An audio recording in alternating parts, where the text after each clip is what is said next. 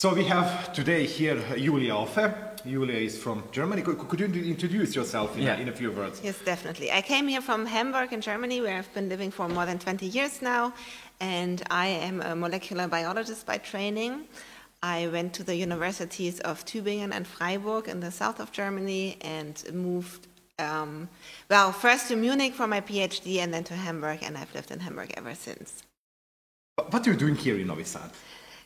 Are you doing molecular biology? No, I'm not doing molecular biology because I figured out that after my postdoc time, I thought I just shouldn't be working on one single protein for the rest of my life because and I'm more interested in lots of different aspects of science and lots of different topics. And so then I think I started in 2009. I organized events, science communication events called Science Slam, and this is also the reason why I'm invited here by your colleague, and so I will give another talk on Monday, I think, and tell something about the Science Slam format.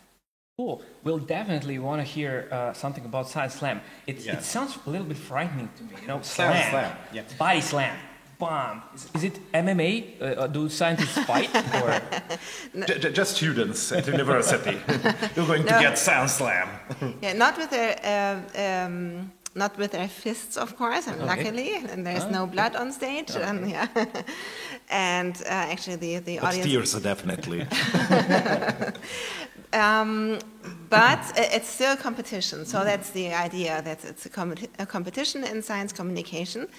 And we have like 5 or 6 students or young professionals, like most of them are PhD students, there's some postdocs, there's some master's students, and they present their own scientific topic on stage, and in the end the audience gets to vote which presentation they like most. Audience is the judge. Yeah. Yes. And but what's the format? It's like 10 minutes or...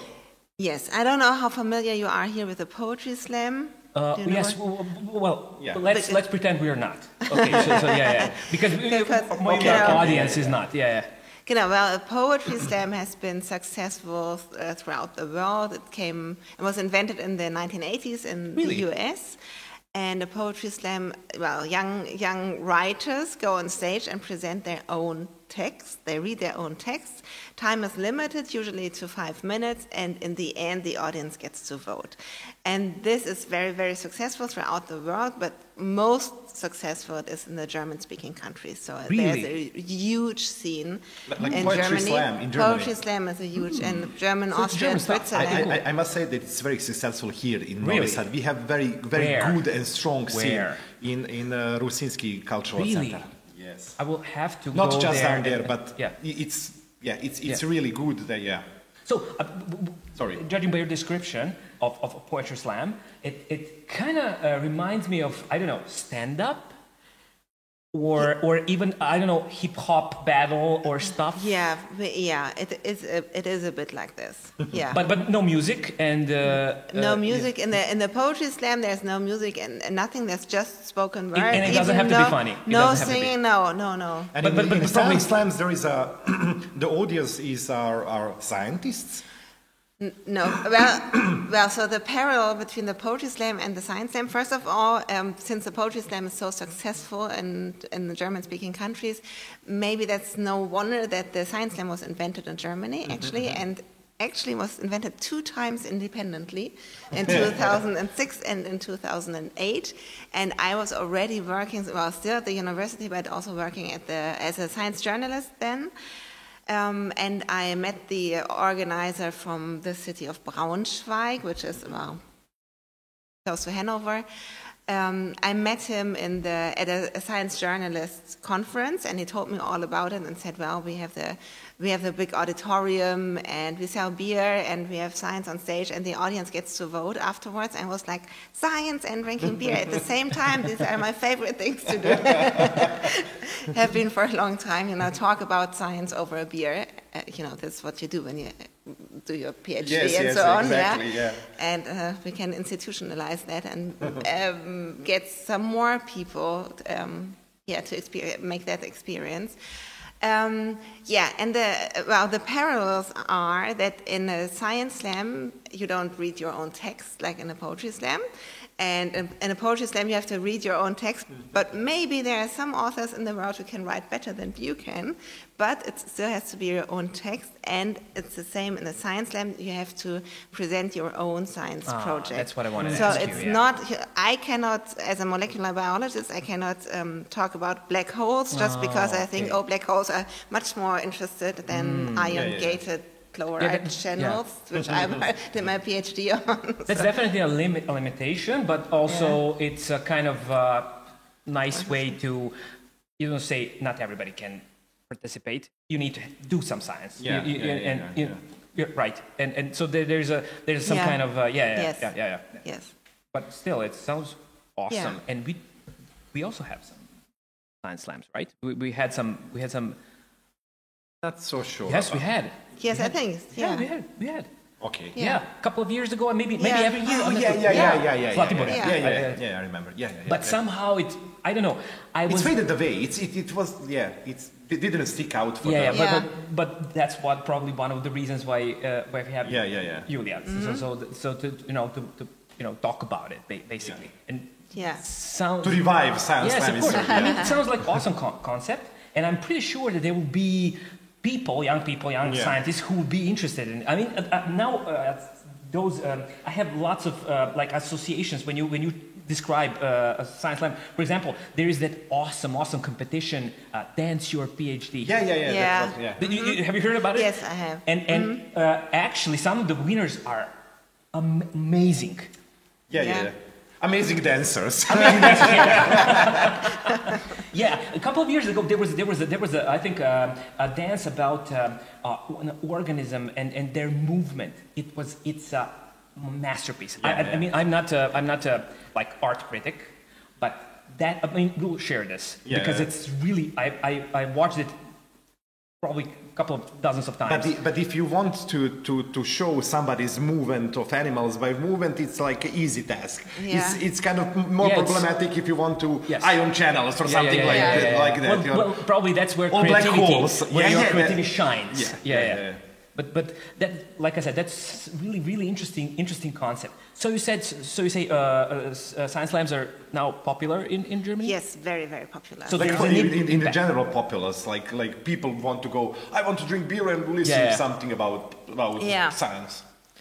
That's actually we have one on the day I will return, and we sold 600 tickets. We sold out of 600 tickets, €20 each. Wow! Yeah. That's excellent. That's a big deal. Oh my God!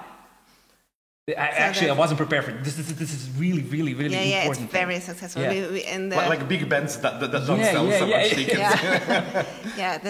This is like the Northern German Championship in science slams, or the best of the last year of Northern Germany. But in our regular science slams in Hamburg, I've been putting lots of effort in this since 2009, but we attract 500 people now, and it's like 6 times a year. 6 times a year. Yes. You have a lot of scientists. Exactly. Obviously. Yeah, but we have a lot of scientists, but I always have to invite them from some other cities. Yes, Okay. And I'm in the lucky position that I live in a capital, and everyone wants to travel to Hamburg. So if I pay for their, they don't get money for their presentation, but I cover their travel costs. And so people would like to come to Hamburg. It's more difficult for the organizers in smaller cities. Okay, so how do we transplant that whole thing here in Serbia? What should we do? I mean, we want to do this because we want to talk about science. We want people and audience and public and citizens to hear more about science. And this sounds like an awesome way of tricking them to listen about engaging science. People. You'll drink beer, you'll eat something, and you'll listen. I don't know, some fun stuff about science. How do we do that? I mean, we should.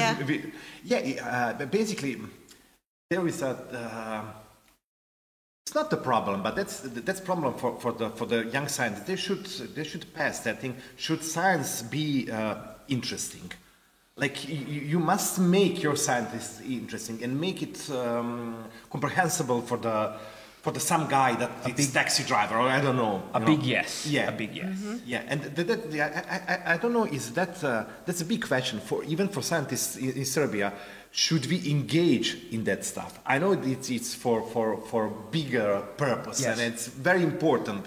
But there is like, I'm doing my PhD. I don't have time for anything. You know, should I engage that? You know, how the people from Germany find the enthusiasm to pursue stuff like that? Well, I think times are actually changing, and even more now that after the COVID crisis, people understood that people who do not believe in science are a danger to all of us, and don't listen and don't respect and don't know anything about the scientific methods. So I think that gave a boom for the Science Slam. But I hear quite often that some PhD students say, "Well, I really think it's important. I would like to present, but please don't record me because my supervisor doesn't. I don't want him to know because he thinks it's a waste of time." Yeah. And it's a lot of time. I mean, preparing a 10-minute talk. So it's almost important to kind of educate the professors. Yeah. You know, because it's at least two axes. It has to be interesting and it has to be good science. And I don't know, I have another axis, like 3D. So it's really hard to combine everything. Because sometimes it's interesting science, but it's not... I know... I know that all funding agency like dissemination to the general populace, like to people see where money is spent. Yes, they require you to do that. Yeah, they require you to do that.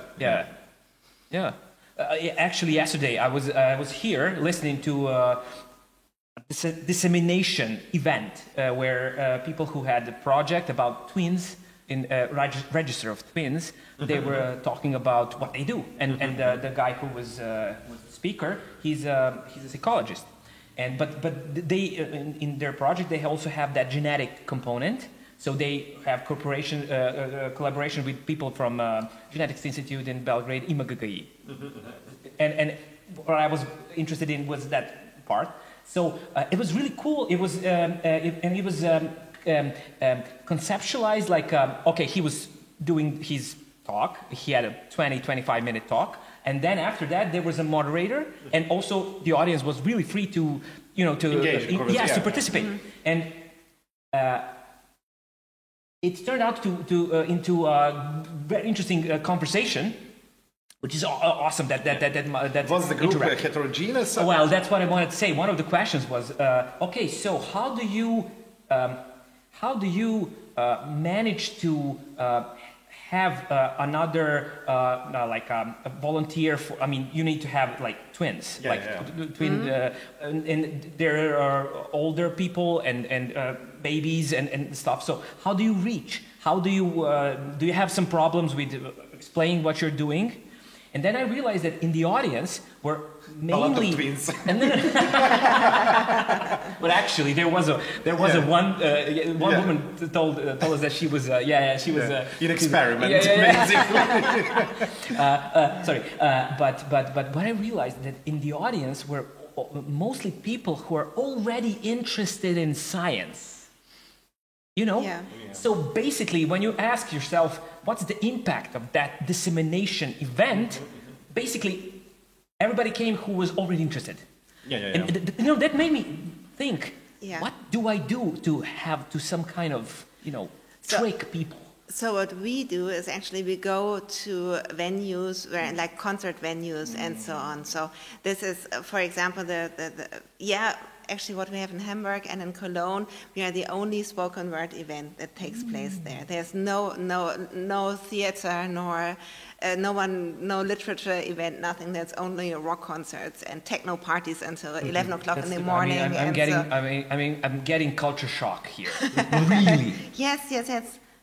Because we thought we cannot wait until people come to the academic ivory tower and ask, would you please tell me something about science? We have to go out and try to go there where the people already are. Actually, I copied some of the hardcore punk attitude, and I'm trying to do something like that. For example, today there will be some. I think there will be some event. Festival Podzemlja. I think it will be today. So I plan to go there and just like I have these stickers, and I also have some of them in the making. And I just plan to just drop them on some of the stands. Yeah, that's very good. And also to this is the sticker, so you can paste it on the wall. So actually, it just came to my mind out of nowhere. So I'm really glad that like you guys are doing the thing. I mean, so is that like? Germany is a big country. There is a lot of scientists. So basically, that's your only not only thing you do, but you left the molecular biology. So basically, you like through evolution, you became the science promoter, something like that.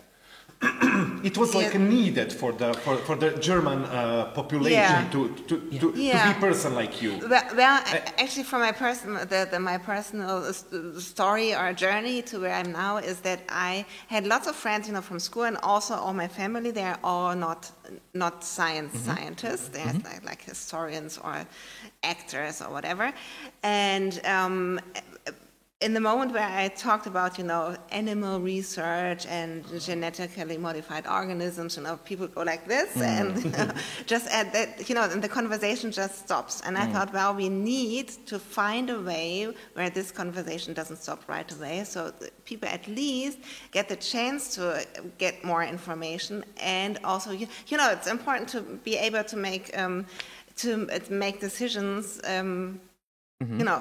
people, it will influence how people vote, their opinions, and they need to have some basic knowledge about this. Most definitely. Yeah. So basically, that's a similar thing here. This thing that we're doing right now was born out of the frustration. In my case, it was really heartfelt frustration. What do you think? How Corona added to need of science communication and to? How it added? Well, actually, I was into the. I had quite some engagement against the pseudoscientific scene in Germany. I'm also a part of the skeptics. It's skeptic. The Skeptic Society. I listened to a podcast, Skeptics Guide to the Universe. Yes. Is it that novella brothers? Yeah, that's the same. Awesome. Society, That's awesome podcast. I also gave them $1. I mean, I'm patron. Yeah. So I love them. Yeah, they're awesome. Cara Santa Maria, she did her PhD recently, and I love them. Yeah, so and we have also not huge, but I think we have like 2,000 members in Germany, and So you have like a kind of club of like something like that. We should make that here in Serbia if there is not already somebody. But that's a good idea. Yeah, that's a good idea. To be skeptical. To be skeptical. Yes, but not to be denier. No, that's a difference, right? Yeah, and actually that's a semantic problem because climate skeptics are not the kind of skeptics we are, and they're deniers. Yeah. I mean, we love them. They're all our people, right? Everybody's potentially our people. Everybody's potentially our audience. I mean, we need to embrace everybody. Which is sometimes really hard and frustrating and stuff. Yeah, but we need to be open. And we are open. We're doing like it's open. Like Science Slam is open for everyone who wants to come and participate even. Is it allowed for participation from, I don't know, like quantum medicine or something like that? Everyone, they have to do their research, connected to a university. If you say, I did some private research about my family history, that's not allowed. Yeah. Well, that's good filter. That's good filter. Yeah. Because is it good filter? Because there are some questionable institutions in the world. I'm not sure if it's in Germany, but I don't know, for example, that in UK we have, I think, acupuncture institutes, or even like subject in course in like some of the maybe they're shady like institutions, but I think they're semi-official. So if you wanted to, it's the best filter we have, and it's sort of an official filter. Because everyone will understand. And it's not so easy for me to say, well, acupuncture, it's bullshit. Please Don't which it is. Yes, but there are bigger bullshits like homeopathy, but still, Yeah, so but we don't have applicants from this, and I don't think they have very big niches, and they are under lots of fire in Germany. So that's cool. That's cool. Actually, they don't have that problem, because I'm sure that acupuncture and homeopathy in Germany is like very niche. I think it's niche, like a niche. No, niche. Like you get money from that. It's like they don't need to promote themselves. You just put on the. I'm doing acupuncture. They're going to have a lot of people. So they don't need to promote anything. It's actually quite popular. Yeah. Unfortunately. Yeah. In whole world, in whole Western world, if I could. Yeah. Well, we here have like a sizable problem with that, and that came into view, in my case, after COVID hit, and then the COVID was a big like a filter, like filter, something like that. Maybe the light. Light filter, like a light filter. Polarizer. We have problem with I don't know, should I say that, with our Minister of Health, because there was a lot of problems. We just saw at that point that there is a lot of holes in the. And I'm not sure. I don't know what the situation in Germany is with their national TV and stuff. But here in Serbia, you can say a lot of stupid things on national TV. No, really. Sometimes I even have a feeling that it's encouraged. Those people are encouraged to, like, I don't know, to confuse citizens. I don't know. I mean, maybe I'm reading in too much, of my frustration. Maybe I'm wrong, but. Well, on national TV, it's quite okay in Germany, but all these people say we need to. They have this so-called alternative media, which promote the alternative medicine and alternative physics, and there's complete bullshit. Very successful YouTube channels and groups and heroes and whatever. It's still a huge problem, but the national TV is quite good and science-based, and but it's under attack of the other side. What do you think, except, for example, Science Slam, like a whole event and whole phenomenon, what do you think, what are the other ways to reaching out to the, I don't know, people and making science like more approachable or whatever? I think science is fairly approachable, but well, actually, I'm not sure. If I mean, what do you think? What I mean, what? Because I think it's just advertisement, because it's because I read your interview. It was in German, but I had translated 17 questions, something like that. It was like 17 questions. And then I read that you not only organize science slams, but there was something like science podcast or something. This is. We did it only a few times. We invited some science podcasts, and actually the person who was more in charge was someone who's very into podcasting. And but I'm the one who organizes events, so we teamed up to do this. And we didn't do a podcast ourselves. He does. But we tried to attract the crowd for listening, live recording on stage. But it was, it was not very successful, to be honest. I think there are different people. People like to go somewhere with a beer and listen to. There are other people who like to listen to a podcast while they are driving or cleaning the house. Maybe that's a cultural thing. Do you record those science slams? Yes, we have a YouTube channel, and actually, we have a YouTube channel. We have, I think, like 600 videos there and about 60,000 followers. So it's, I mean, it's quite something, because we don't produce YouTube content. We just have a camera in the stage. Our podcast right now has more than 50 followers. More than 50 followers. We're doing it. We're doing it. Yes. So basically, like we have, not that we have problem in Serbia, but there is a international language which is English. Of course. And obviously. Yes. You don't have that problem in Germany, because there is a large market of German-speaking people. Of course. So that's one very important factor. Really important. But actually, we're not really only Serbian market. There is a regional market, people who speak Croatian, Montenegrin, Bosnian and stuff. Even people from Slovenia understand some of them. So it's not that we're that much limited, but yes, it's like probably mainly about making your product, like you said, advertising.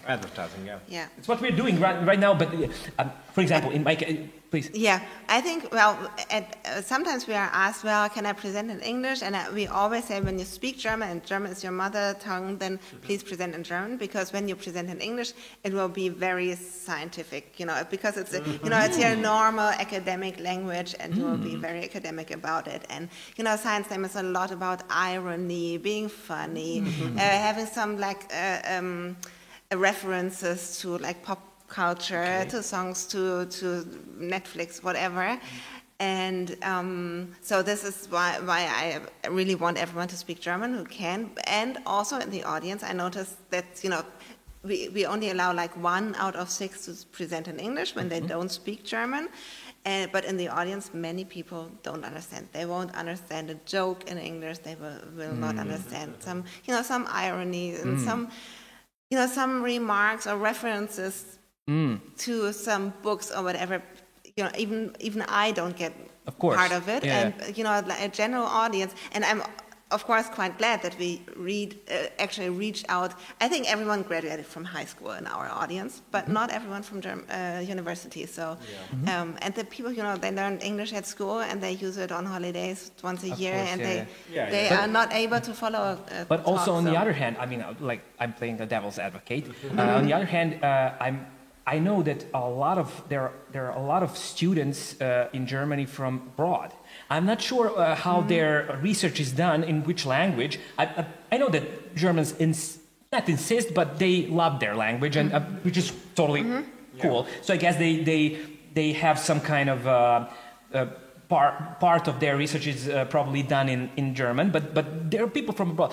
Do you have foreign participants in science slams? So among those people who speak in I don't know. Yeah, most of them, they are foreign postdocs and so on. And a lot of them. So then a lot of them speak in German, right? No, they speak. The people who speak in English, they are foreign postdocs. So it's and of course, in the lab, everyone speaks English. Yeah. People can come for a postdoc for 3 years without a single word of German. Yeah. That is probably one of the main goals, to find a balance where you will engage a huge audience and keep that momentum. Because if you want just to say at the university, the English is the language that you know. But still, keep other people also engaged, because that's also cool to see somebody, from somewhere to, he's in your country, he likes to be there, he's having good time and stuff. So it's a probably fine balance. Yeah, and I also think, because I think it's a huge step from the lab and the English academic world outside in a club on stage. There, it's a huge step they have to take, and that's even since they are supposed to speak in German, it's like a switch that's changed. So they know this is totally novel what they're doing. They're not just shortening their last talk from the last conferences by so many minutes, because they really have to start from a new perspective. When you said that, and also related to your interview, there was a question for you. What do you think? What does the good science communicator has to have? Which kind of characteristics? And you mentioned they need to be extroverts. Yeah.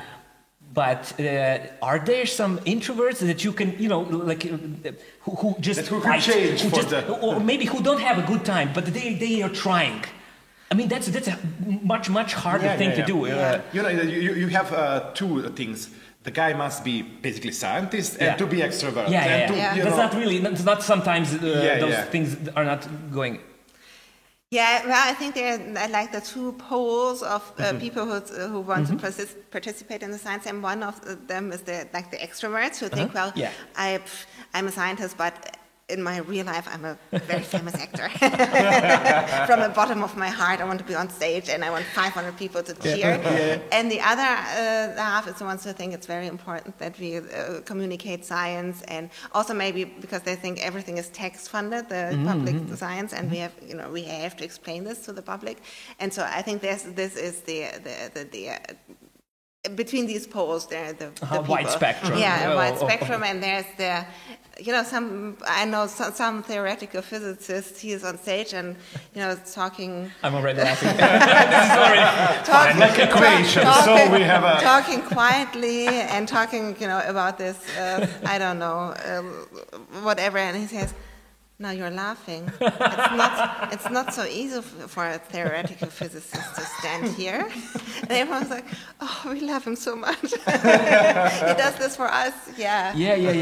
That's a really hard thing to do for some people. Yeah, probably. But the bar, I think, for bar it's very okay because if it's people drink more beer. Oh yeah, that's definitely one of the that's helping. Probably helping. Yeah, people are like. And I think one of the things that's crucial to be heard and to be listened to is that you show them your vulnerability, just like I said, and you show them that you're just like them. I'm a person who has so much in common with you in the audience, and this might be a reason for you to listen to me because what I know might be interesting for you. I'm trying to create this eye level. I think that's very important. Yeah. And you mentioned, you mentioned something about your finance. You applying for the taxpayer money or something, that you have some funds of the German state for doing this stuff. Offset? No. No, I don't have. It's just the science that's paid for. The universities are paid for, and this is the motivation for the science slammers to think, well, I have to explain the taxpayers why we have we built a particle accelerator in Hamburg for billions of euros. Yeah. So they have like kind of not obligation, but more obligation to explain why they're taking citizens tax or that make sense.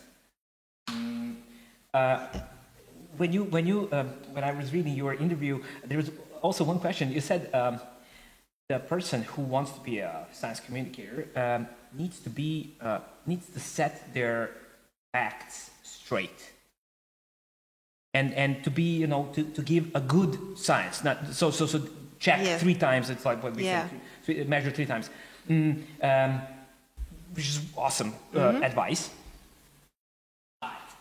Something there. I had a little problem with that because I saw myself checking my facts, and never doing because I was never sure. I mean, there's some inherent. What's the opposite of being sure? Unsure. Well, yeah, there's something unsureness when you're a scientist. You all the time you're talking in percentages. You're talking it's most probably. Yeah, but you put that in front of the sentence, like we found this and probably this is explanation. Yes, that's our hypothesis, which is experimentally proven. So, but when you do that, you already have you maybe got rid of the certain amount of your audience because. Will they listen? I'm not. I think that's not the problem. It's not a problem. It's usually it's very interesting to discuss the concept of facts because there are very few facts in science, and I also think we have to communicate that it's the strength of science to change its mind. That to find out that what we believed 100 years ago is not true anymore. And there are some facts which I think are really facts, like the Earth is a sphere. I think that's a fact. And proven enough, but of course, actually, or maybe just some opinion. I'm just joking. That's your opinion. Evolution. That's your opinion. It's just one opinion. Just kidding. Okay. And I think in a science lab you have to communicate it like this. Exactly. So we found that we believe the data looks like this right now. But you should skip that. Basically, if you want, how I understood that, it's like. If you want to explain your grammar, what you're doing on your PhD studies, you can't, I'm doing that mechanistically, because, my grammar don't know the organic synthesis. You just put the things that were, white and black, and that's Yeah, and it's only 10 minutes in a science lab. You don't have much time to... You don't have graphs and error bars and so on. You just explain the basic topic and maybe the method you are using. And it's also, it's what I like to stress, it's about scientific projects and not about scientific results. Because, as I like to say, because not every science project leads to scientific results. Sometimes, you have dead ends everywhere. Yeah, but when I was reading that interview, there was... I had an unpleasant reaction because, for example, here, format of our podcast so far was three of us talk about some subject, some topic that we think it's interesting.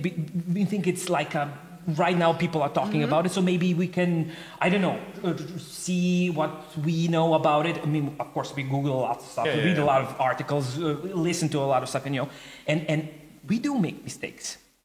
So it's not about that inherent unsureness or whatever the word is of science. We make a lot of mistakes. Yes, but we are the mediums, and we do make mistakes. I mean, sometimes I try to put those end notes, show notes after. I mean, I'm really slow, criminally slow, but I do that, and then I stumble upon. Oh no, that's not true because this. So I'm forced to all the time. To check ourselves and to find our mistakes, but it's very hard in the live conversation to have have all the information. Yes. Am I doing good stuff to yes? Am I doing good stuff to still have this podcast, or should I shut up? That's because I do make mistakes and I mention them, all those ones I notice. And I also, of course, I would like a larger audience to point our mistakes. But am I doing a service to the whole thing, or maybe I'm doing this, so. I think it's okay. I mean, when it's just an error, Yeah, because this happens. Yeah, because the whole concept. Srđan mentioned it once. He got a really, really good. A recapitulation of what we're doing. We're talking about some things that we are not experts on. So we will call people and guests, but sometimes it's just three of us. We're chemists. Sometimes we're talking about, I don't know, metabolism. I'm doing something like that, but it's not really physics. We talked about Nobel Prize for chemistry, which is basically physics. Veganism and things like that, quantum dots, but it's really important that we want to talk about it. So sometimes it's like is it cognitive dissonance or something like you don't know where to what to do. But I don't want to get paralyzed because and not do anything because. Basically, what we've done here is that we transfer our talk from the pub into the podcast. Like the slime. But a little bit longer and longer form. But But you still think that we should? I think you should. Keep going. That's what we wanted to hear. I think we need more and more and more because we'll find a niche for everyone. Now you have like 50 followers, but you will have 500. But maybe that's 50 people who learn more about physics or chemistry or whatever. Every week. You have talk like in hour, and you mentioned Monday or something like that. Yeah, we are going to Slatibor with Mariana. Mirena should come here, or she should pick Julia. So don't worry about. I mean, we're expecting her. Maybe she will join us. There's a microphone for her. I mean, but she will be able to tell you more about it. I just. Okay. I'm at her disposal. Yeah. Maybe I should say more for your listeners about the how the science team after the 10-minute talks how it proceeds because we have as I said we have the voting. And we have these voting card sets with numbers from 1 to 10. We have 10 sets. And we give them out in the audience, say, well, who wants to be in the jury? Who wants to be in a jury? Raise your hands. And then we just carry them through the very crowded room. And then we say, well, everyone who has a jury board or in the voting cards in their hands, please talk to the people sitting around you. around you after every single talk about how many points you want to award, and we go like very good, interesting system. Very good, Interesting system. And we always in the beginning the host explains, well, 1 point, well, everyone who's here gets at least 4 points and has prepared something, and maybe if 7 points is you get a 7 points when you understood what the topic is, and maybe there was a picture of a cat in the presentation. Not just like emotional. You must converse it with people that you're sitting with. And if it's a 10 point, it only award 10 points when you think you want to take a selfie with the presenter right away, and you want to go to the university and study just this topic because you think it's the most important thing you have ever heard about. That's a 10 point. And so after every single talk, so we don't wait till the end, and we don't wait until the second after every single talk, we say, well, now it's 1 or 2 minutes time. We have some music playing, and please discuss with the people around you how many points you want to award to this talk. And then we go so you have a time pressure. You have people you have never seen before sitting around you. You have heard about a topic you have never heard of before. And so you discuss, I don't know, some cancer therapies or whatever with people you have. And then people you don't know. and some people go, I think it's because we don't say anything about the criteria. And some people say, well, it was not a good presentation, but I think it's very important that people work on this because we need this in our world, like climate change or whatever. And some people say, I didn't understand the word, but he was such a sympathetic guy. These two axes. If it's a fun communication or if it's a fun research. I mean, important research. Not even fun, important research. I mean, and then we need to combine it. We go like 3, 2, 1 voting cards up in the end, and we add them up, and the one with the most points. We have a small award ceremony in the end, but everyone gets a present, and the winner gets a bit extra, like a bottle of wine or a book or something. So because we don't do it for the competition, we do it for the interaction with the audience. We have 500 people talking about quantum dots. That's the topic. Excellent. I need to watch it. I mean, I don't speak German. I understand really small amount, but I would like to see the like atmosphere. Probably like legendary. I mean, sounds great. If it was me, I would just tell people, okay, who's the loudest? Then who got the loudest, like cheering and clapping. So to measure like decibels, like And this must be good. Was there there probably was some talk that remained in your something like really.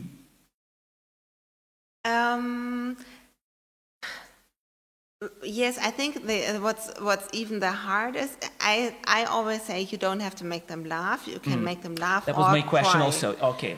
You have to try to touch them. And some people, sometimes they're touched by people, putting so much effort. And one said it like people almost crying in the end from a woman, a scientist working on HIV cure.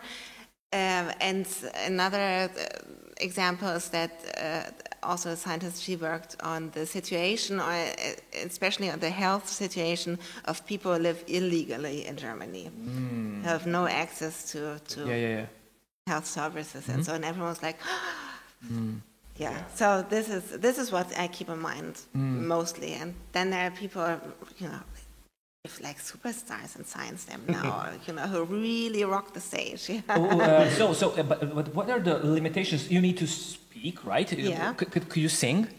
You can sing, you can dance, you can bring musical instruments, you can... Do people do that?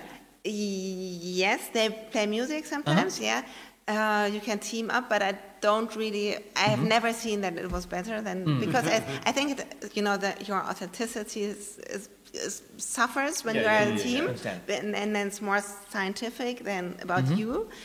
And you have, to show yourself, to open up yourself on stage. And almost everyone uses PowerPoint presentations. Oh, okay. Okay, so it's a help. It's a help, definitely. So you have graphs or something. Yeah, and also, people, I always have to close my eyes because there are so many copyright violations. people use like the Simpsons or or Beatles songs. Beatles are known for like don't it on the YouTube. They're going to mute everything. Okay, but so we agreed that we do also have a Science Slam, but we need to like make it like more like massive or whatever, more popular. Did you watch some of our, for example, Serbian Science Slams? Have you been? Yeah, I unfortunately I didn't. I would like to see that. I would like to see that atmosphere. Is it in English or in Serbian? Well, actually, I don't know, which is a good question. My Serbian is definitely even worse than your German. No, but like just to see the like reaction of the people. Who was in the audience? Who was? Yeah. You know, it would be. For example, in Serbia, as far as I know, stand-up comedy is just getting some kind of. It started. It started maybe, I don't know, 5 or 10 years ago, like something like that. Yeah. But the poetry slam, it's like doing very good job. It's like really there is a lot of people. Yeah. Did you participate? No. I was in the audience. So, awesome. But we don't judge it. It's just a clap, just cheer them up. And but that means that there is a good basis, like a good cultural basis, because people want to hear people on stage and doing their thing. Actually, the comparison, I have a nice quote from a friend of mine who has been a host of poetry slams for maybe 15 years now. And she says, well, in a poetry slam, people come to stage and they present their text, and if it's boring, then it's a waste of time, And in a science slam, you always learn something, at least, even if it's boring, you learn something. And she told me, well, what she likes most about science slam is that in a poetry slam, it's all about life.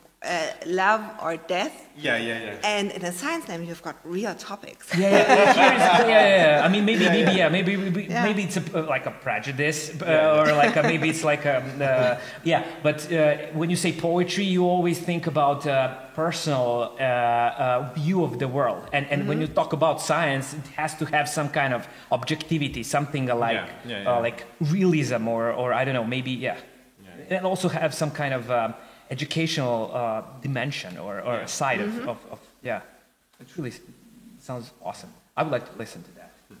Well, Julia, thank you very much for being here. Thanks for having me. Hopefully that we'll try to translate some of that Science Slam here in Serbia, but nevertheless do the good job in Science Slam in Germany. Translate and translate. Translate, definitely. We'll bring some Germans, like it would be Maybe cool. we could do that. It would be cool because I'm sure that there are people who would like to listen German. There are some like not just German, but they can surely do that in English. Of so course. maybe, Well, thank you very much. We're looking forward to your Science Slam. Yes, it was really a big pleasure to talk to you. Yes, thank you very much for having me. And all the best for your podcast. I wish you lots of followers. We'll stick this on the walls. It'll be like what do you say?